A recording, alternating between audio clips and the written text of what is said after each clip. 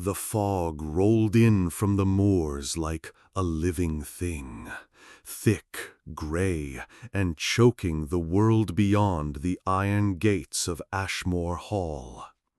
The estate, a brooding stone mansion lost to time, stood silent as a procession of sleek black cars arrived one by one up the winding gravel drive.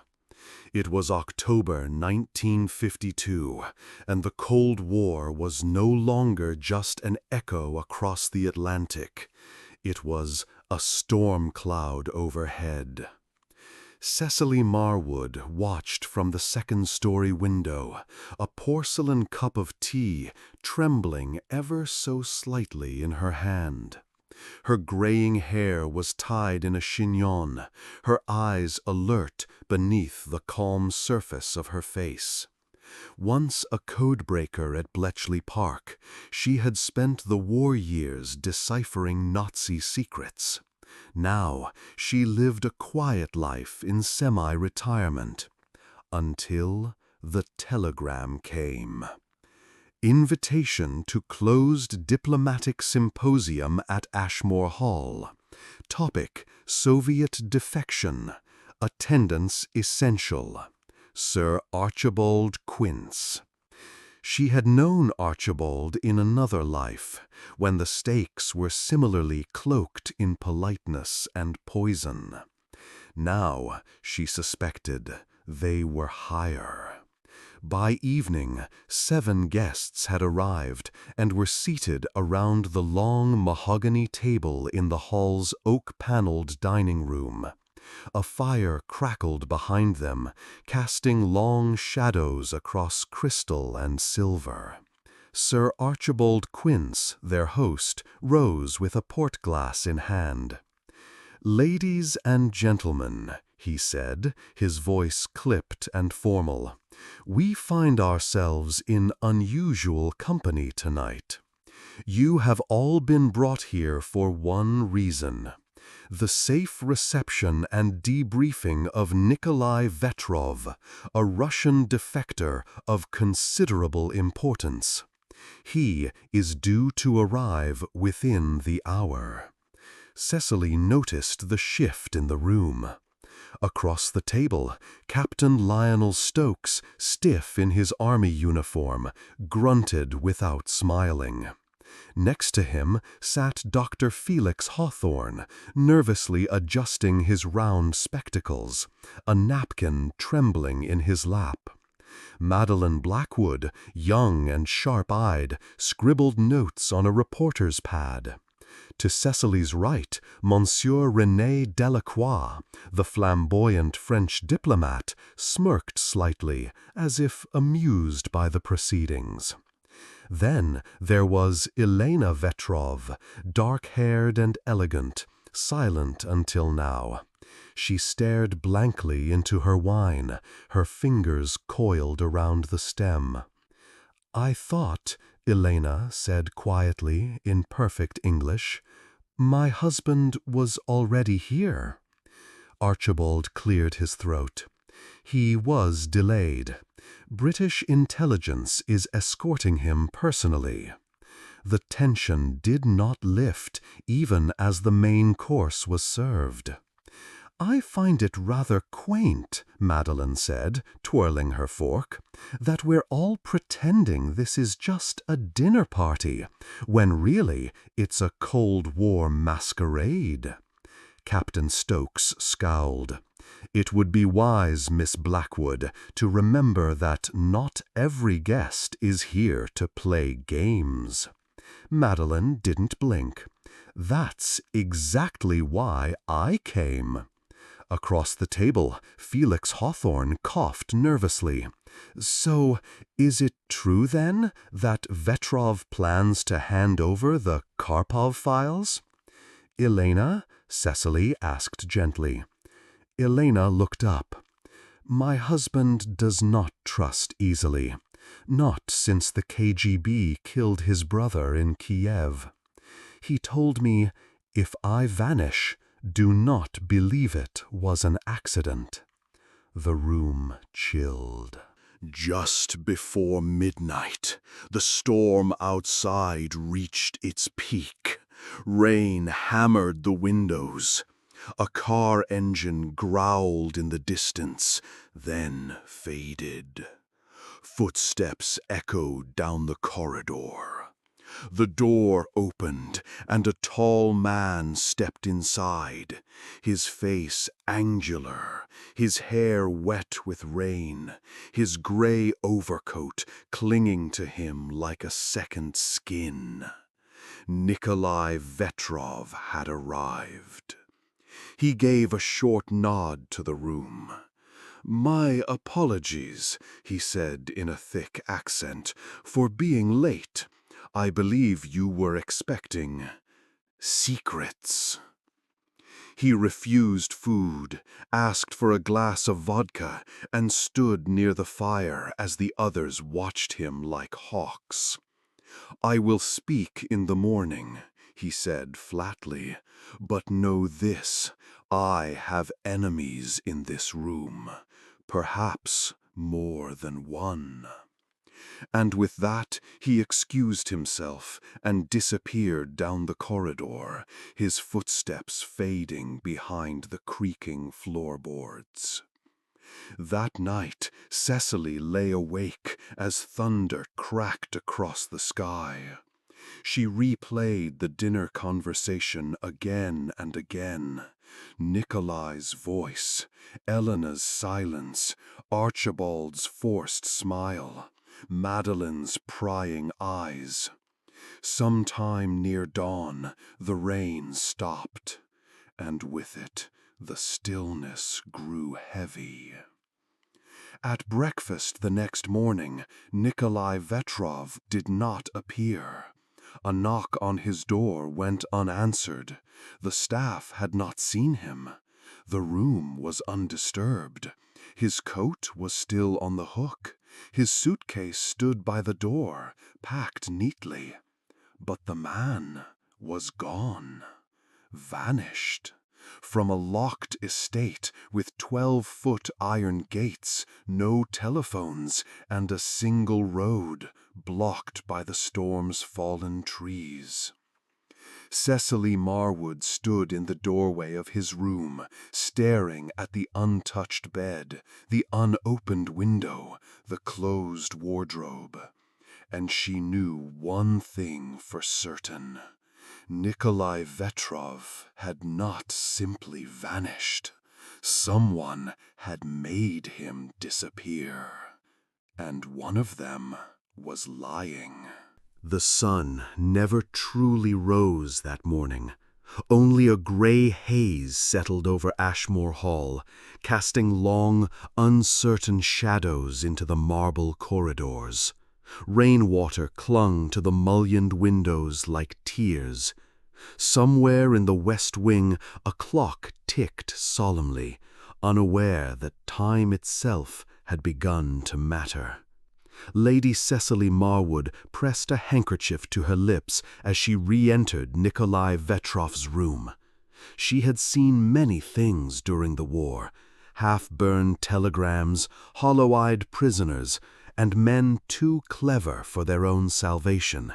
But never had she seen a disappearance so clean. No suitcase missing, no coat taken, no open window, not even a wrinkled bedsheet. Like a man who dressed for travel and simply walked into fog, she murmured. A shadow appeared in the doorway. "You're in his room," came a voice, low, precise, and faintly accented. Elena Vetrov. Her dark hair was tied tightly, and yet her composure was fraying, her hands clenched at her sides. "I wanted to ask you something," Cecily said gently. "Did Nikolai say anything to you last night?" Elena hesitated. "Only that he didn't trust the British to protect him." "Did he tell you who he feared?" "No," she said, "but he looked past me when he said it, as if someone was listening." Sir Archibald Quince called a house meeting before noon. "I've contacted London," he said, his voice uncharacteristically unsteady. "The lines are down. No telegrams can be sent until the storm damage is cleared. We are, for the moment, isolated." Captain Stokes stood with arms crossed. "You're saying no one can come or go?" "Precisely."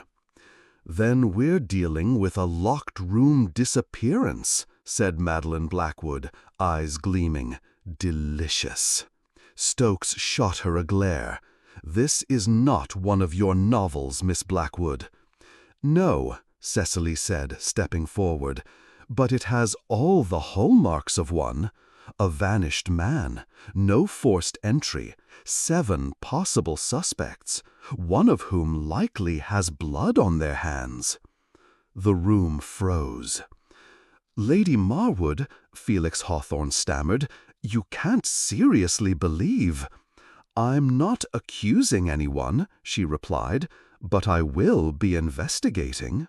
Cecily began quietly, walking the grounds, observing behavior.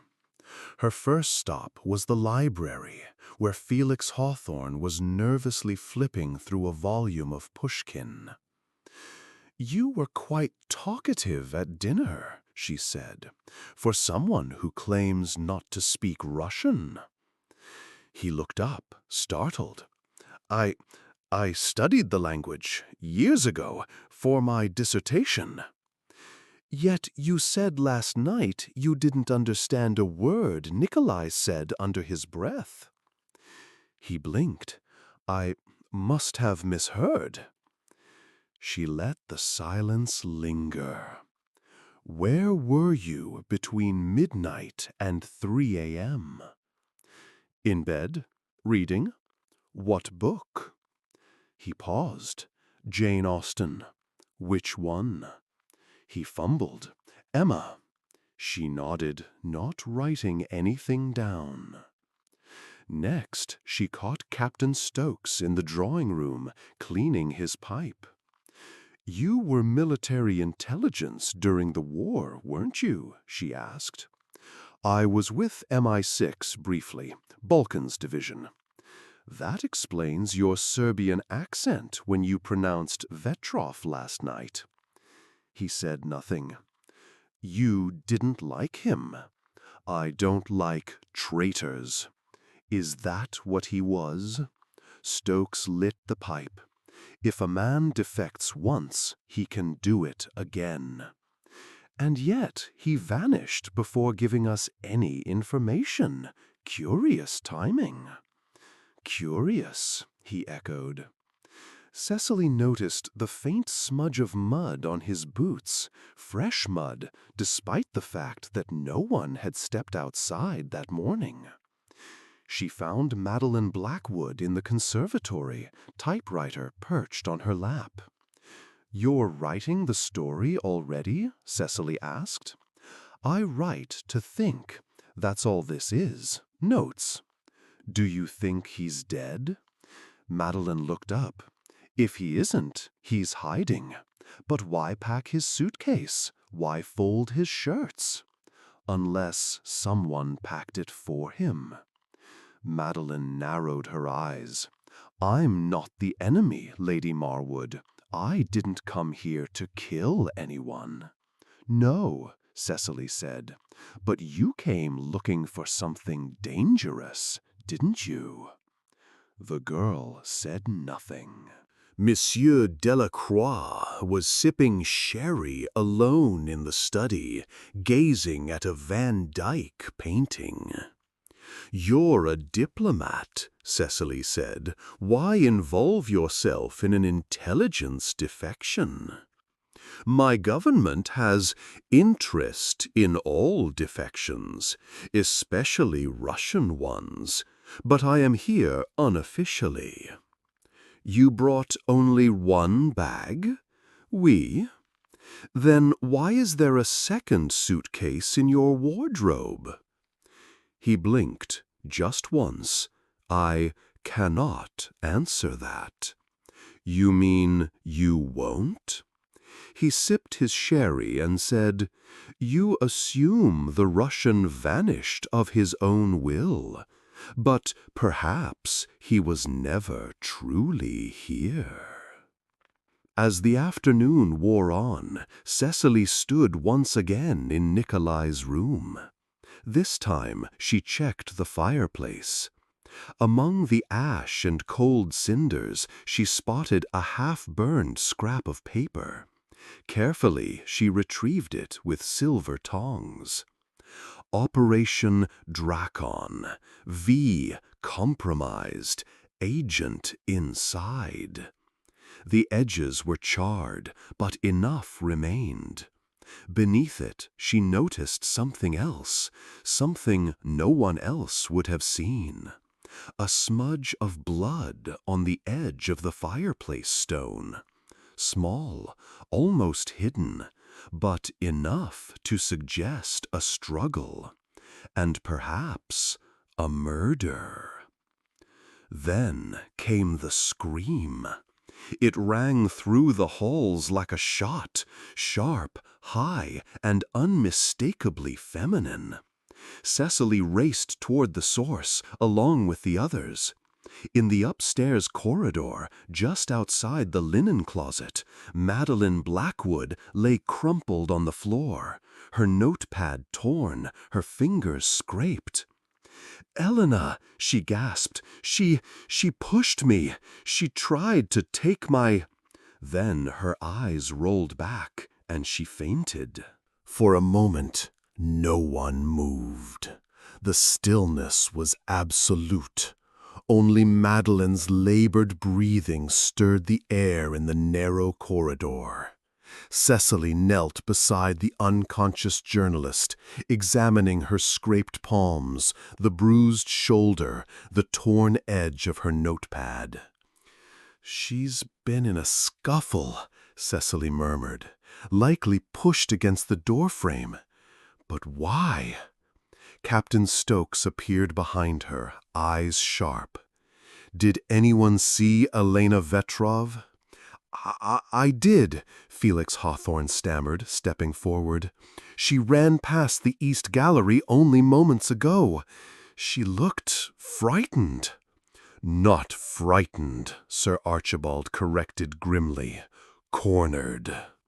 Elena was found in the small chapel at the edge of the estate, kneeling alone in the pews.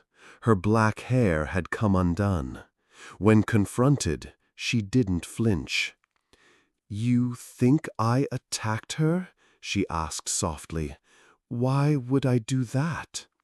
"She says you tried to take something from her," Cecily replied.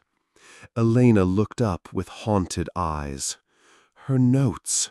Yes, I wanted them. She's been writing everything down. She knows things. She says you pushed her. She was going to publish what Nikolai told her. Secrets he entrusted to me alone. I couldn't let her." Cecily studied her. "And what secrets were those?"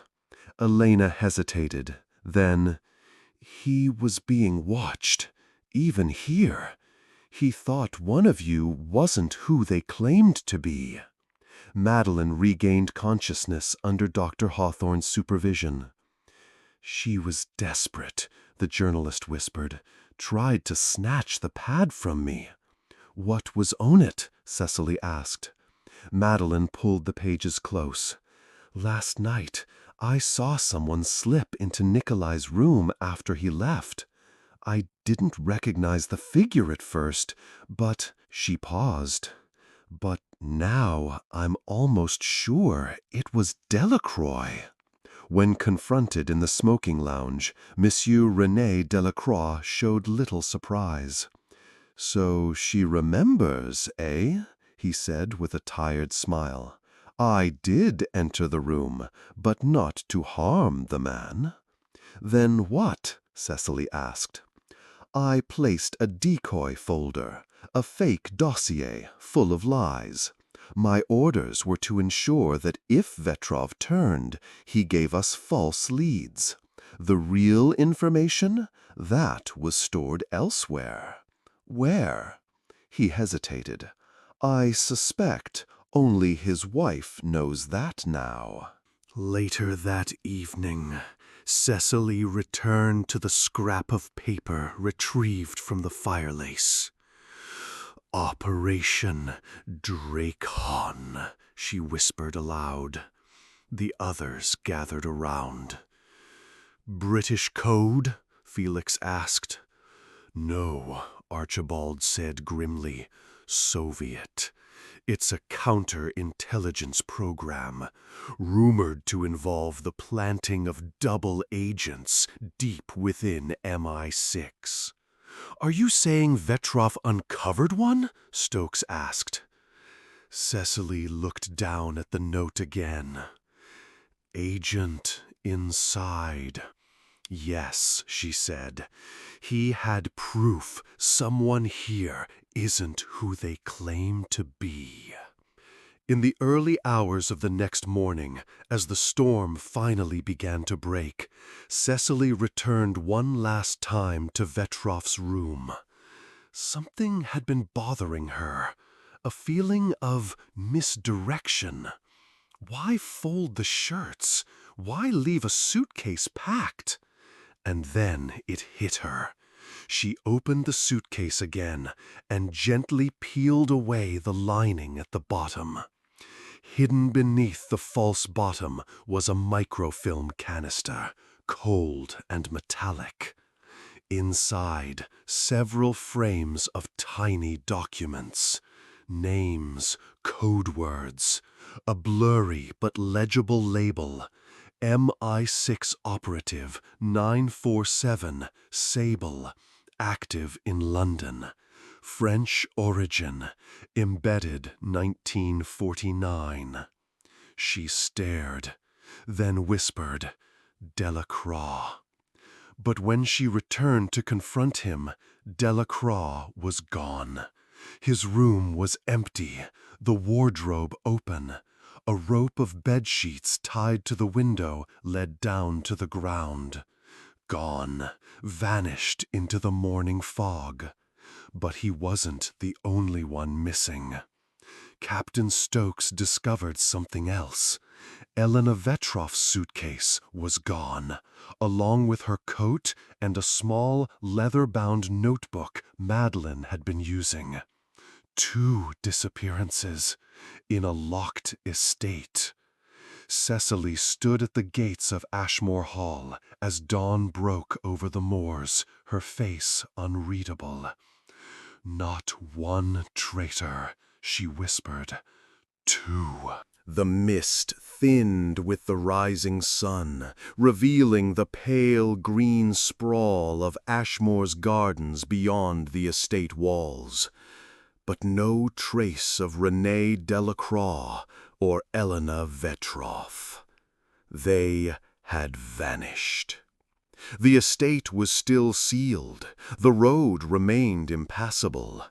That left 2 possibilities, Cecily thought grimly.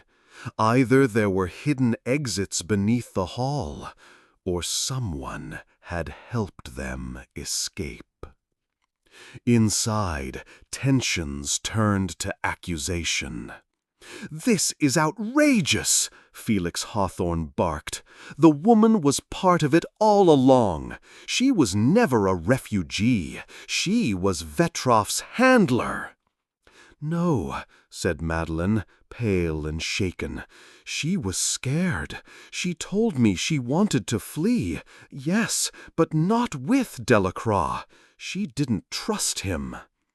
"But they're both gone," Captain Stokes growled, "and that can't be coincidence." "No," said Cecily, "it isn't."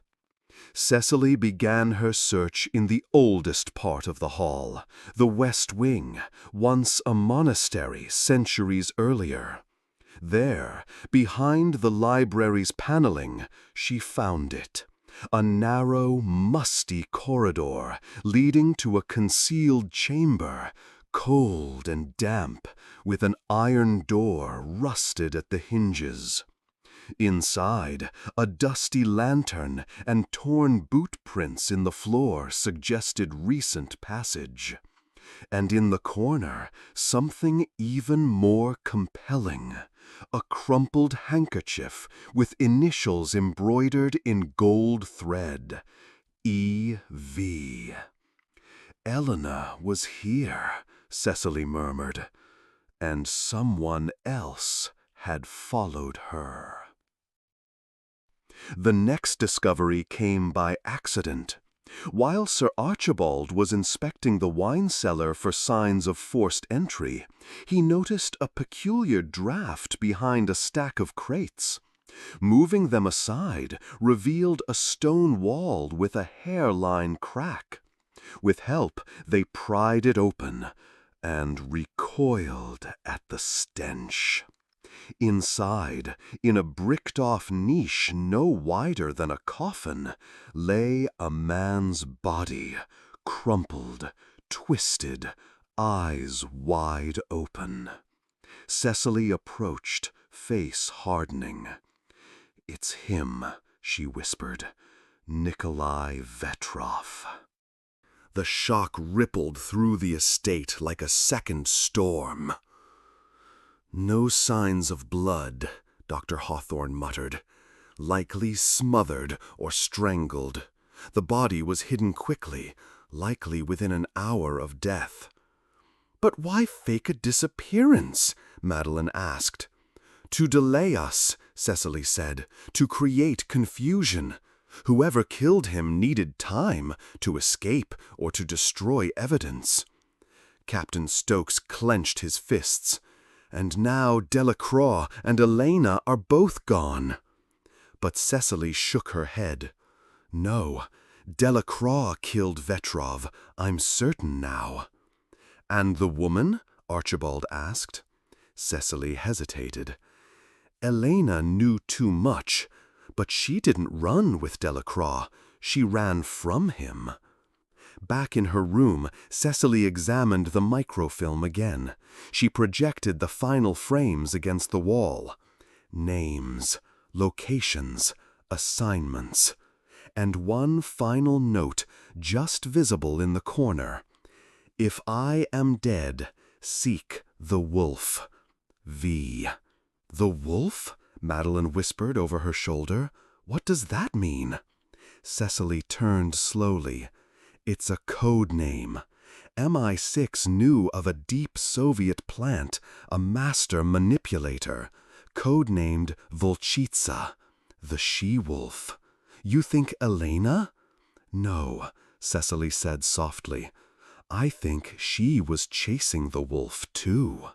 That night, after the hall fell quiet, Cecily asked Sir Archibald for access to the estate's records, servant logs, visitor logs, anything from the past 2 years. She found it within the hour. A guest registry from 1949. A French art dealer, quiet, polite, traveling alone. The signature, R. Delacroix. But the handwriting was not the same as the man who had just vanished. She pulled Delacroix's guest form from 2 nights prior. Same name, same background. But different pen strokes, different loops, different style. Her breath caught. 2 men, she whispered. 2 Delacroix, one an imposter. She ran to the fireplace and pulled the canister again. One more time she scanned the microfilm. And then she saw it. Operative 947, Sable. Profile, female. Fluent in French. Specialist in mimicry and psychological control. Female. Not Renée Delacroix. Elena. "She wasn't his wife," Cecily said aloud. The group gathered in the great hall, faces pale, shadows deep beneath their eyes. She was the she-wolf, Volchitsa, Soviet deep-cover agent.